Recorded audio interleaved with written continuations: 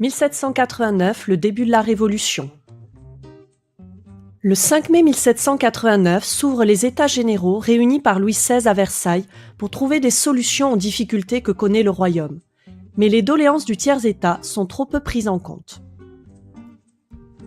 Soutenus par certains membres du clergé et de la noblesse, les députés de cet ordre se déclarent Assemblée nationale. Le 20 juin 1789, ne voyant aucune grande réforme annoncée, ils se réunissent dans la salle du jeu de pommes de Versailles. C'est le serment du jeu de pommes. Ils jurent de ne pas se séparer avant d'avoir écrit une constitution. Ainsi, les députés se sont emparés du pouvoir législatif aux mains du roi jusque-là. C'est la fin de l'absolutisme. Au mois de juillet, les Parisiens s'inquiètent par le rassemblement de nombreuses troupes royales venues de province qui encerclent Paris.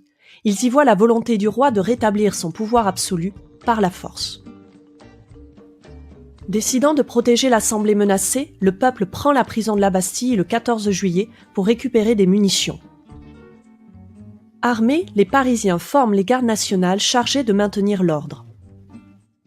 À l'été 1789, des rumeurs qui annoncent l'arrivée de brigands, complices d'un complot des nobles, circulent dans les campagnes. Les paysans s'arment pour se protéger et brûlent des châteaux, symbole de la société féodale, c'est la grande peur. Pour mettre fin à cette violence et rétablir le calme, les députés se réunissent en urgence la nuit du 4 août 1789 et prennent la décision d'abolir les privilèges des nobles et du clergé. Le principe d'égalité devant les impôts est accepté, les droits seigneuriaux, de justice, de chasse peuvent être rachetés et disparaître. C'est la fin de la société d'ordre.